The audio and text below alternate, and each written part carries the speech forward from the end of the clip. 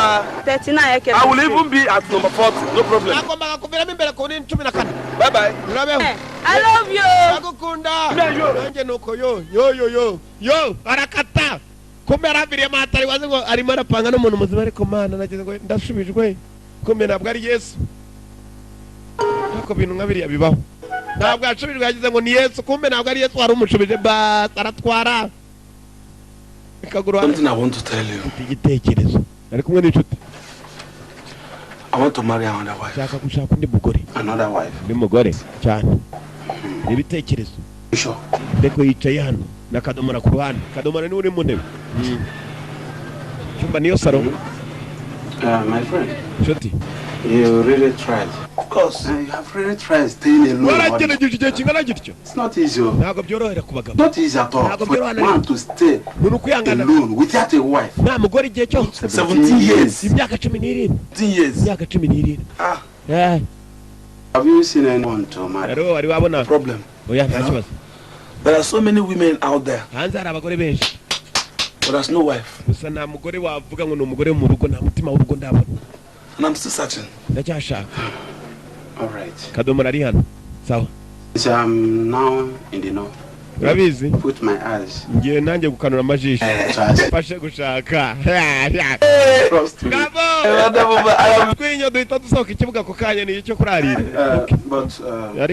What type of woman? You know my taste now.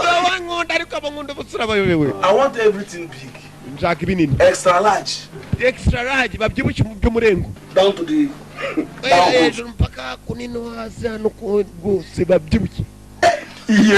she must be very fair. Yellow purple with enough stretch marks. Stretch marks fit me well. In fact, it gives me the kick. Do you know what you are saying? See, if she sleeps and snore, better. Snoring? Yes. Snoring, if she has enough snoring.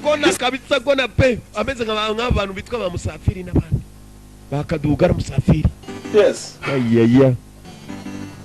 Okay. This girl who stays around where I'm walking. Try and see her. She has enough stretch marks. Then you need. Then she can snore. She snore. This girl can snore. Have you ever had someone?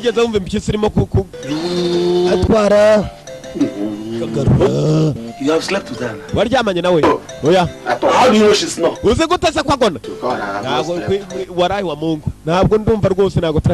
I will bring her next. Hey, it's urgent.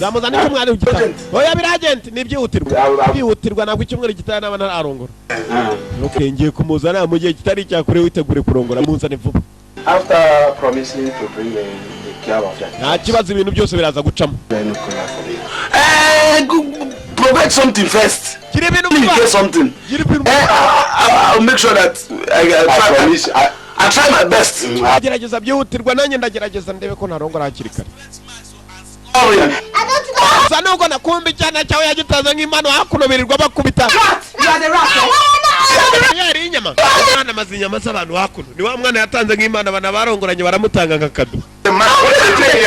the matter?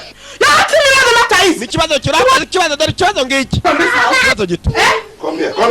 What did you do this time? Did I just finish cooking and the next minute the whole meat in the soup pot is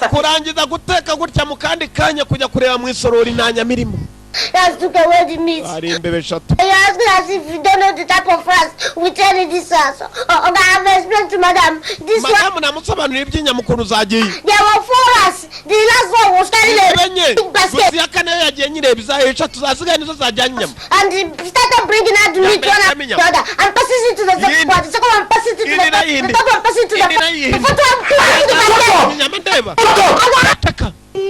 Liar, fake commentator, for a thief.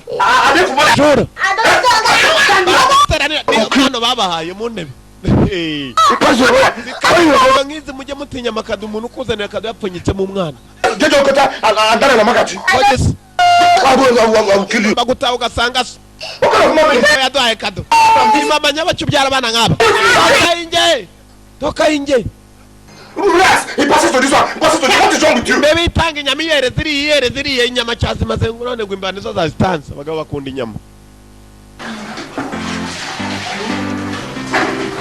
Mugabo mukuru niyo bagabo bakuru ku cyaro baswe bino mugabo mukuru ibu no mugabo mukuru n'abagabo bakuru baswe maze imyaka 17 atabana na madamu we nukuvuga uriya mwana afite imyaka irenga 17 bu no mugabo mukuru niyo bagabo bakuru hari urimo gukaraba navuye no mugabo mukuru mama we aranyabiranya ngo mukuru niyo bagabo bakuru ni mugabo mukuru bagabo bakuru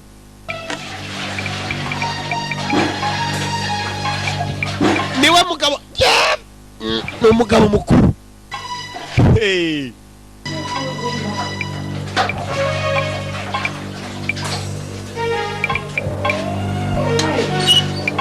no mugabo mukuru ba yo Ibu, what are you doing? You mean you watching me take my bath, eh? Ngarabuka nunguruka. Uvuga cyane ariko mwabaye muto ushobora kunsebya. Uko wishabeje. Oh, yeah, we hear this. Abantu bazajya kubyumva. See, it's not my fault. It's not my fault. Ntabwo bitewe nanjye. It's just I'm looking for a wife. Ndimo ndashaka umugore. Marry me, eh? No, urashaka. Because you want to marry me, you first see my nakedness. Kubera kushaka kurongora umugore ugomba kwanza kumurunguruka. Seeing is believing. Eh, you have seen. Yizera. Arareba kizera. When a man is looking for his lost rib. Iyo umuntu arimo gushaka urubavu rwabuze urabizi Bibiliya iravuga ngo umugore n'urubavu rw'umugabo iyo umugabo ashaka urubavu rwabuze agomba kurushaka yitonze kabanza kururunguruka. Idiot.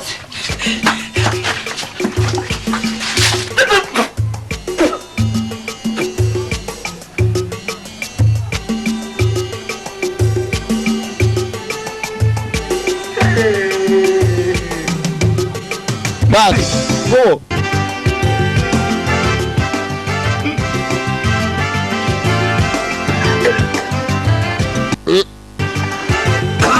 Uriya mwimbase yibagiwe maze biragira.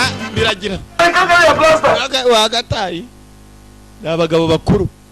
Nibo bagabo bakuru. Dore ibirenge aratambika neza. N'abagabo bakuru. Kabarisa. N'abagabo bakuru.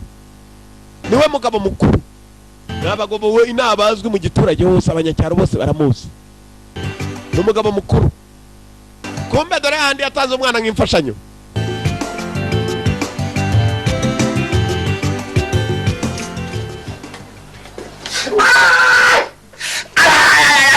Yabat yagize mibirenge kumbe ubu butega inzoka.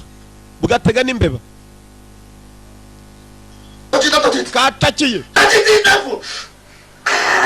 I'm sorry. Agashibuka mama we dapfuye ihangane. I'm sorry. Ihangane. But how did you get your feet into it? Uwinjije gutema ikirenge amaho ndani. Ufata imbeba ukinjamire. Was set right inside my shoes. Wari mu nkweto zanjye. In your shoes? Mu nkweto. God. But how did you get into your shoes? Who else would have done this? This means that lives to us. Nago mbizi. Ngo bahamagaye wa mana witwa mwo. Mwo. Mwana ari hano. Tesha abantu umutwe. Tante wawe tutaryari. Tante kuva ryari unyicira umugabo. Tante kuva ryari. Up in the shoes. Abishiza mu nkweto. Yamo. So you set a rat trap inside my shoes. Ngo washiza agatego k'imbeba mu nkweto zanjye. Has been stealing our meats. Imbeba ziba inyama zacu nageze gutya menya ko zinjira no mu nkweto n'inkweto fose ari kuzagenda. Bitamo gukira mu wakigoryo. You're a wizard. Uri kigoryi. Wizard. You're a bullfrog. In fact, more. You're a rat. You know. Honey, please now. Eh? You better send this thing away from this house before he... No, Auntie. Agasobanuye cannot kill a human being. Abakana ariko ntabwo kakwita umuntu wacyana urumva iki cyana cyamutaze ngo mubabaze ngo ntabwo kakwita umuntu ariko kita imbeba. Aga please now. Aga please Auntie. Aga please now. Put your leg here. Kirenge niba katakwita umuntu turebeze. But they cannot kill me. Mumbabarire gashobora no kunyica. I don't want to kill you. Put your leg there. This is not meant for me. But it's meant for me, Abi. No, karemewe nde. Are you sure this girl is beautiful the way you describe her? Are you sure with stretch marks or Ibu? My mouth is not even enough to describe her beauty. Ntabwo rwose mfite n'uburyo nagusobanurira mu bwiza bw'uriya mudamu. Ni mwiza cyane. Her compound milk, bottom. Uburyo utayeme byonyine ni ibintu bitoroshye. Why is she not here? Don't worry. Ntabwo ari hano, araza ryari, araza kuza we nugira ikibazo. She will want to come late so that you can feel her importance. Mukanya gataraza kuba ari hano nawe uraza kumwiyumva muramureba ubyiyumvamo. Ugomba kumushaka. The dead one or the one you are yet to see? My fiance. You are still not correct. Ndashaka kubona fiance wanjye. Who is your fiance? Ni fiance wawe. But you have not met before. Uyu mutaranahura ngo ni fiance wawe. Okay, it's true. It's true. Uvuze ukuri. Bas.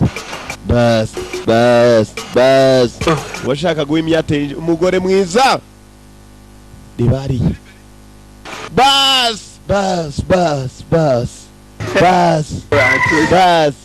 Umuntu ureba utwana turira natwo tugaceceka bas. This is Hope. Ni Ibu you knew. Bas. So let's go inside. Let me go and look for something for you to drink. Don't you worry. I'm in a hurry. I'll come on Sunday to see you. Ntugire ikibazo. Uzandihuta zagaruka ku cyumweru tuborane. and take something. Ay, bas. Send me to somewhere. Naro twagombaga guhura. Ndaza ariko vuba nzagaruka. Bas. So you come back on Sunday. Cyumweru zagaruka. Bas. Uzagaruka. Bas. Bas. Let us go and Moriches. you go. Bas. Wachaka guhimyate bas. We wiroba. Let us go and Werekeza umuntu. Bas.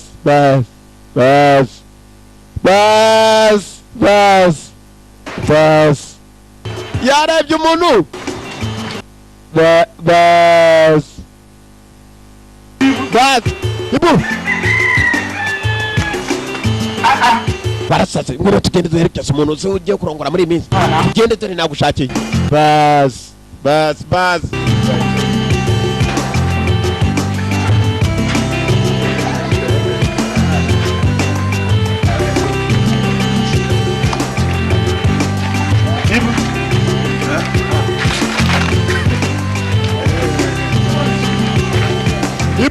Ibu kumbari mana reba. Bas. Ntakibazo tujya tugirega araza akagenda. Nta kibazo kijya. I trust you. Mu byukuri. Ya, Ibu ahora ashaka umugore buri munsi. Yageza no afite indwara idasanzwe. Igicuri. Aravurura. Hey! Mama we. Wewe ndaga kunkingira nawe mwijyanire. Uragaruka umutawe. Ntabwo nyimushaka. Marry her today. Ngomba kunkingira ngo nawe uyu munsi. Igituri. Kubera ubwoba cyarayobye ikigabo kirenga ni wacu mu rugo. Umugabo yarenze ku rugo nawe arirukanga atare bajya. Bate kuri kiwambazi bas. Nawe arakata mama we nazi nawe yerekera. Umuntu ngo igituri bareba. Ibu. Zamagara Ibu. Ibu yaratangiye. Umudamu ni iryankurye. Mwitondera abantu mutazi. Niyo mpamvu umuntu najya kugira agomba kubanza agaperereza. Ese umuntu ameze gute? Nta ndwara afite idasanzwe. Please. Ese neza cya gipeti bakizanye mu rugo mu modoka muri aho. Yageze ko kivuye i Burayi. Kombe ibibazo bikizanye cyategaga abantu tunuza dufata imbeba. Thank you so much for the present. Sit down in your house. Mwana gume wabo. Se mu gihe kitari cyakuragaruka. None se banya kwa muzagaruka ryari? Bamwe ne wabaye muniga. Uncle, this is not alright. Uncle, papa kuva dare kan kuri. Follow me to where? Your house. Wow. Sit down in your house. Am I your father? Go sit down in your house. So, charahari one. I'm not even your uncle if you don't know. Champana nawe ni utanabizi. Mudamu waruze ngo kivuye muri Amerika wacyana we dore uko gisa. Ngo ni kinika nje harya nkuzi. Urabona ko nani bavumbuye kuri uwa nakijana bahita bakuyakana. Yaraze ngo ni kinika kivuye muri Amerika. Yes, cyagombaga kwica dani kigatugereza papa wacu. Hano bahora ni bibazo gusa. Muzatunga naho ryari cye. Papa nawe uhari. Papa yendaga kuzana undi mugore yaraze ngo yatanze umwana nk'Imana. Katore yaraze ngo ni kado yatanze.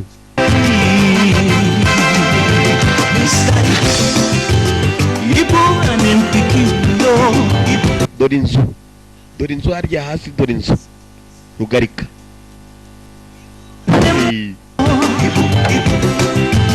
They are very funny, Ibu and Piki, like a papa, like a Piki. Nibwo buzima bw'isi. Your life. That's life. Ubuzima bw'iduniya.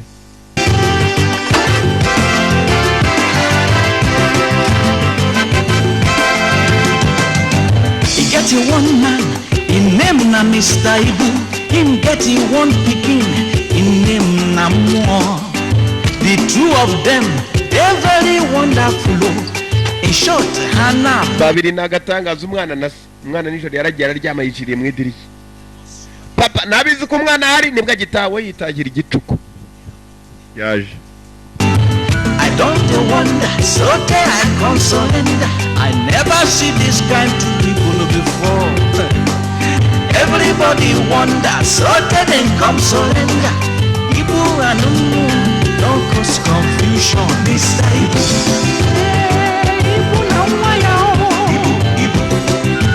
Like a papa, like a pikin. Like a father, like a pikin. Pikin umwana. Son. They don't cause confusion.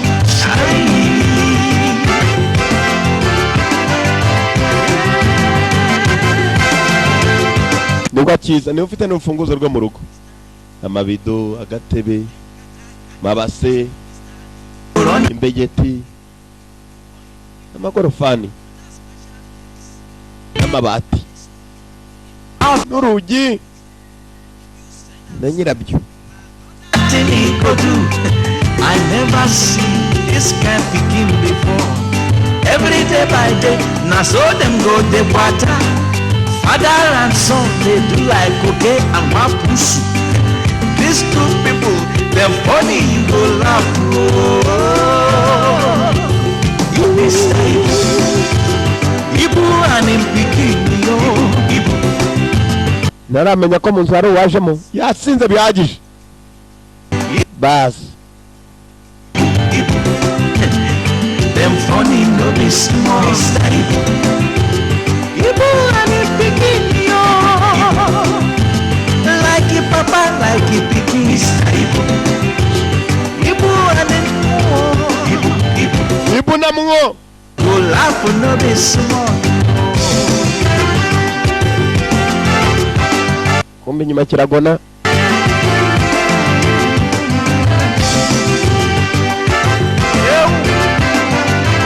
Babanje akarura amaso mu cyumba cyuko yakaryamye.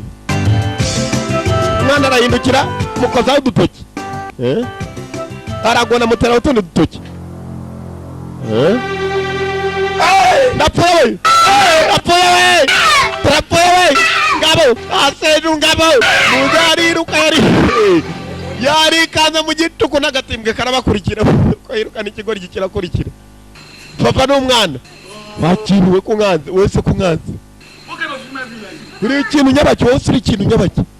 Nakuri papa nyabaki, umwana akagarura. Uranganze nanjye uranganze. Bavuye mu buriri bashyushye. Natangaje. Nikaduga neza n'agahunguke.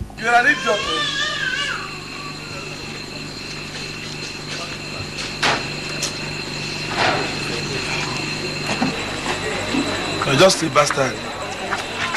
Ngabo. How did you get into the room? Papa, it was Uncle Sudi that brought me back. Uncle Sudi yanzanye. How did you get into the room? I entered through the window. You see, you are a thief. You are a thief. Why did you come back from Azu's house? Papa didn't want to come back.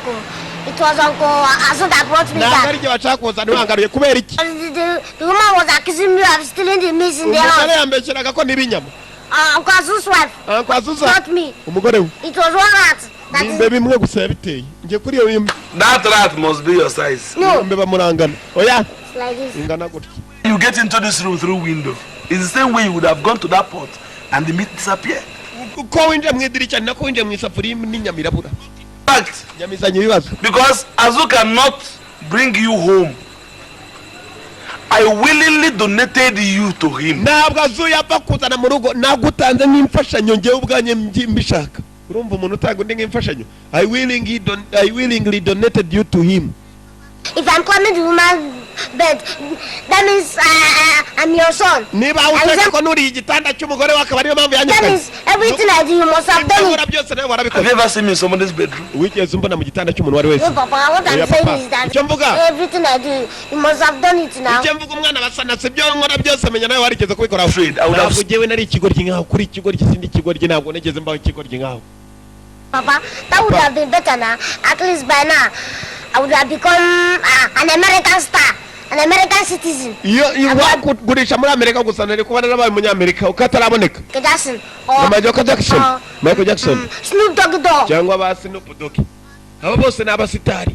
His hair is like my own. That has Jericho hair. Cyangwa Shaggy. Tumusatsi nk'uwanjye. I would have become like them. Nawe kumera nkabo. use you in one science experiment. Weyo ngukoresha muri Amerika bari kugusuzumira imiti basuzuma imiti basuzuma. Bakakugira ngo ngaho ikintu bazajya basuzumira imiti. Anaconda egg.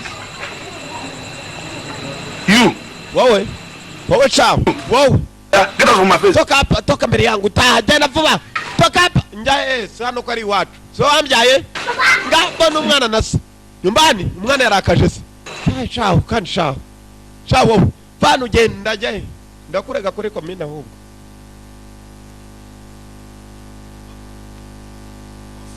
I will pick you up. Kongera gukora ikosa rimwe uri umupfu. To the church. I give you to the church as my own harvest. Ubutano kugutanga mu rusengero. Nk'icyacumi. You are denying me my destiny. By now I would have become Michael Jackson. Please. Nibanza kujya muri Amerika nari kuba narabaye Michael Jackson. N'umwana ari hano arimo aratongana na se. Munzu. Ko byamera kose bagomba kuryama. Hano ni iwabo. Kira biscuit. Papa yagiye umwana nawe atangiye ko. Mwana afite imyaka. Arakuze. Niba abandi bagira imyaka. Imyaka arayifite. I think you're such a wonderful and nice lover I have ever known. Niwe mukundwa mu mbere nigeze mbona niwe mwiza nigeze mbona ndagukunda. Kuko uko bikeka ko ngukunda. Ndagukunda. Care for you. Ndakwitaho. When I look straight into your eyes, I can see the flowers so beautiful. Mubonye mu majica mbona indabyo zuzuye. Bas. Je t'aime beaucoup. Ndagukunda. Everything you need, I will buy it for you. Ushaka cyose nzakugurira n'imodoka gusa vuga indege. I will buy you jewelry, gold. Byose nzagura indege kira kitu wazagire mugire ngira bazagira banye byose byo cyane ndagura. Ndagukunda. I will buy you train. Nzakugurira. Na gari ya moshi nzayigura. See this house, eh? Ko bimeze inzu ayibona. Hano ni wanje kumbe nyine zarakomanze. Umura. Ya muze yumva icara abavugiramo.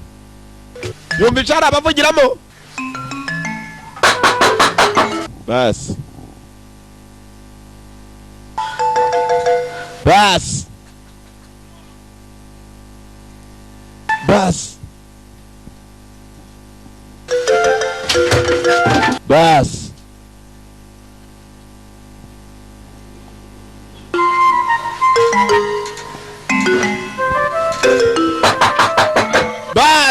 Papa umwana yaje. Bas. Ninuwa kumba arimo aramwica mu kintu ari ndani. Yitangira kwibyimya nk'icyari gisinziriye ari uwo cyabwiraga ngo kizamugurira gari ya moshi. Bas.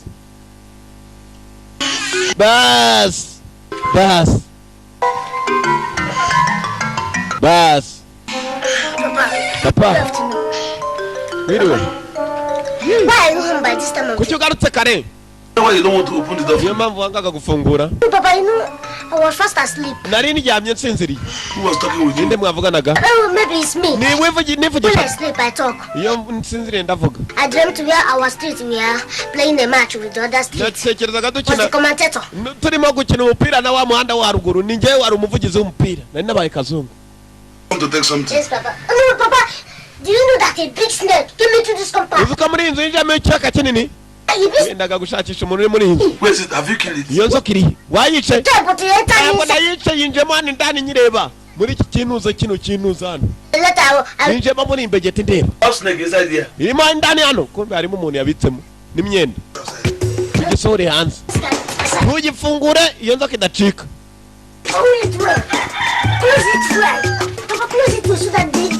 Funga witonze kugira ngo kitagira.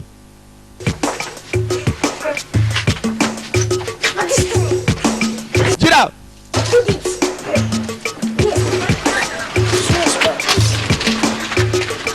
Bas mpaka hanze. Buhara ushobora kugira amazi ugafungura kikagira. Mwana kumba arimo arapfundikirana Rwanda nacyo papa aramutse abonye ibirimo.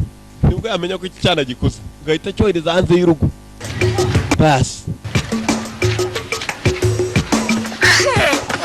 Tonde papa uri murayirika cyane ishobora kuviramo aho ngaho. Tonde irika werekeza hakuno. Hamwe hari umwenge niwe kibanza. Kigahisha. Yamunze ushaka icyo kwikubitisha. Don't allow to escape. Ntuyemerere gucike. Not allow to escape. Gira yinjiye mu nzu gira cyangwa batugirege nawe nakubeshyaga ko inzari yanjye atari yanjye ntabwo izi yariye ukobwa yaratangiye imosha nzoka irimosha izi nzoka ziragenda rwose inzoka yagiye yageze hanze umwana yagize inzoka yagiye umwana yacuritse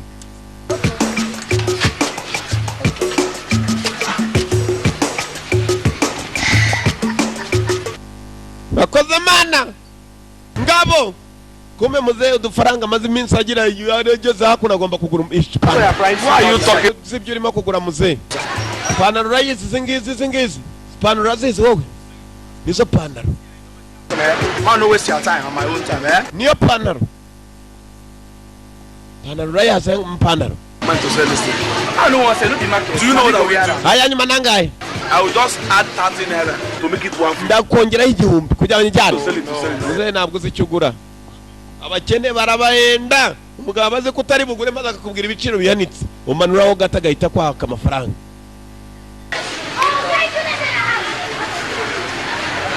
Bas.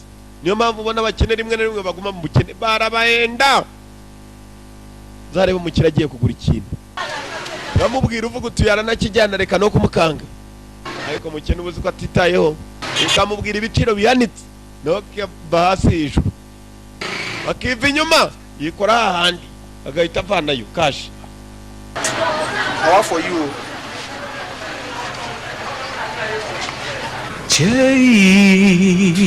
Bas waguze ipantaro nshya se nawe nkuko bizi rwose abantu. Waguze ipantaro nshya. Bas.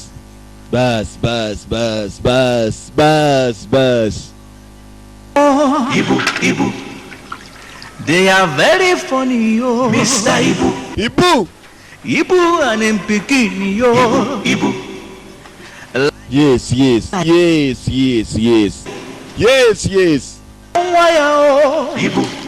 Dore ikirenge ugatwa. Ni ikirenge. Ibu. Mr. Ibu and him picking, yo. Ibu. Like Kirenge. Abantu rwose baba bafite ibirenge nguwo. Ibu. Bas. I like picking, Mr. Ibu. Mekuna teka muhizi, yo. Ibu. Yes, bas. Yes. Ibu. Yes. Kill Bas, yes. Ibu. Stop causing confusion, Mr. Ibu. Hey, one day. Papa. Papa unaturuka I trouble. I went to play football. Mr. Ibu. Najya gukina umupira. Mekuna teka muhizi, yo. Yari ibyaye. Yewe cyangwa usa na sogokuru wawe kweli. Se wakubyaye ngo turasa nawe. Like not a new one. How does it concern? Waguze nshyashya ndati cyane. Papa, I'm hungry. Papa ndashonje. This is money. Now you go there. Sindarya. Give you some. Nari mbabwiye bagira icyo bagukiraho hepfo kuri ka kanuza baragira. Give me my trouser. Ni ipantaro yanjye. Give me. Shaka kwambara sha.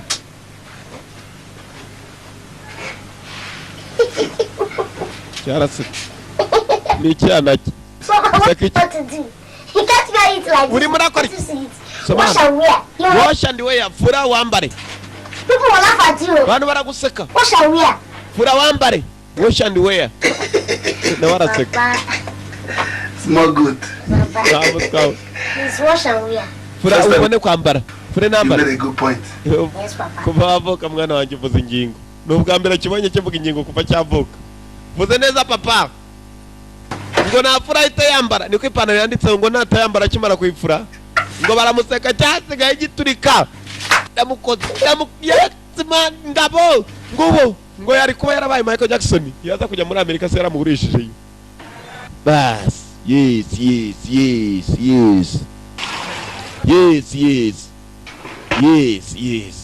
Furaha wambare. Wash and wear. Yes. Ibu. Like a father, like his son, Mr. Ibu. Yes. Ibu anemuo. Ibu. Uyu mwana na undi kananga yigeze abona muri iyi dunia. Kereka kananga yiboneyeho. Usibye ko atamuvuga. Somebody. Like a papa. Furaha wambare. Mr. Ibu. Kiraseka. Na kananga na kavaga kirabona kuri iyi dunia. Ya Mungu kereka umwe. No be small. Wash and wear. Furaha wambare. Yes. That's what I said. No, you can wear it. Bimeze sawa. Dore inyubako. Cyarasetse. Kiri kuri papa wacyo. Papa. Ni style, wash and wear, ni technique, ni style. Italian pants. Basa bakubona bo barabizi ibintu barabizi abantu barabizi. Papa, where are you going? Our town's meeting. Ugiye mfite inama. Papa, if anybody sees you today, you know that he was an Sudi. Abantu ni bakubona baravuga ati ukweli niwe. Nibyo. Baravuga kuri we. Ha? You're a guy man. Uri umugabo. You are the man, papa. Niwe mugabo.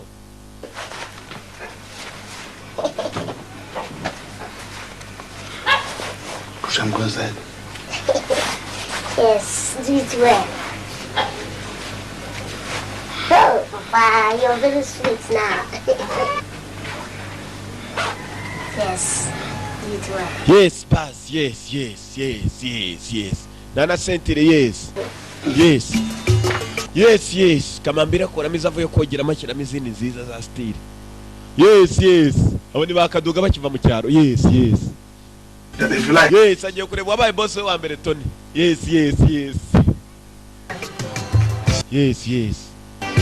Wash and wear. Yes. Arabyimba dore nko. Yes, nkokora. Yes, man. Yes. Yes, papa jana mustar. Yes, man. Yes.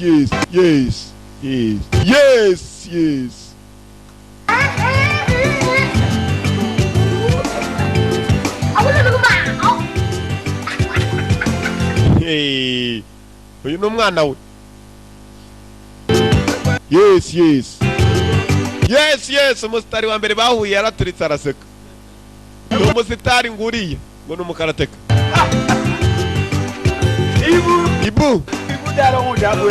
Ibu darabudanu kiravuga ikiwabo. Thank you. I'm going to our town's meeting. Nje mu nama yo mugi. Ibu. Ognuka. What is this? Liniki. Wash and wear. Wash and wear. What do you mean by wash and wear? Uravuga iki Furaha wambare? Sit here now. Yanditse one. Ibu. A foolish man. Umugabo musuku. Foolish man. Wash and wear means you will wash your clothes and wear it immediately without letting it dry. Bisobanura ngo wafura ko kanyo ite wambara itaruma. Papa, forget. Akoze style, ni style zaje. This is our own time. Style abasore bambara za style. My sons that should wear it. Mwana wanjye wabibwiye. Ibu. What it means that you should wash your clothes and wear it without ironing it. Ibyo bisobanura ngo yifure uyambara utayiteye ipasi. Ntabwo bisobanura ngo Furaha wite wambara. Is that one a human being or a ghost? Uwo wakubwiye gutyo ni umuntu cyangwa ni umuzimu. Back and get. Twamwo. Can't you see how people are looking and laughing at you? Nagure ko abantu bari kukureba bakanaguseka. Barakureba bakanaguseka. Baratangira muze afite inkokora my friend afite ivi. ni bake bagira ayo mavi hagirwa n'inyangamugayo. Ibu yaratekereje ibintu akoze ntibibaho cyangwa rizariho kuva yavuka. N'ubwa mbere abonye umuntu ungana nkaho akora ibi, nako n'ubwa mbere yibonye. Let me just go quickly.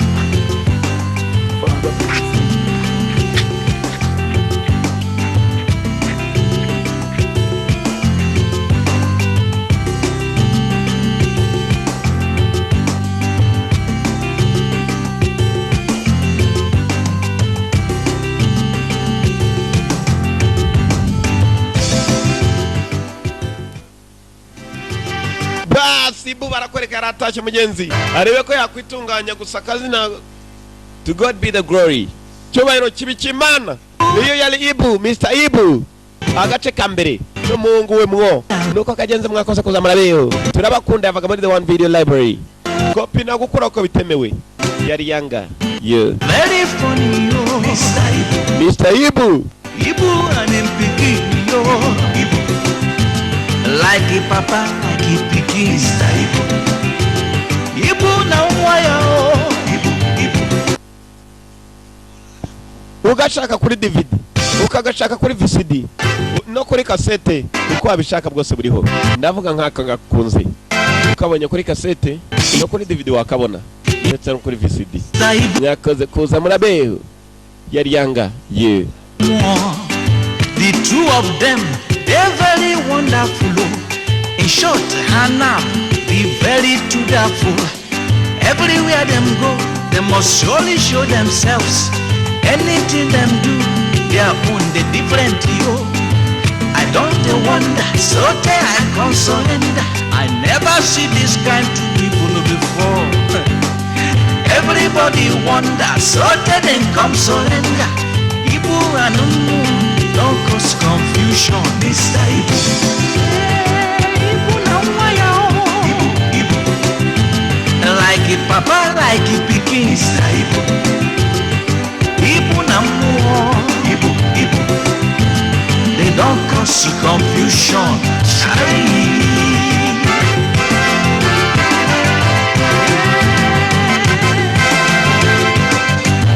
No kind work when Mr. Ibu no go do. But when kata bust, Mr. Ibu go run away. More in picking, another special case. He very stubborn, his mouth is sharp like razor. If you send him something, another thing he go do.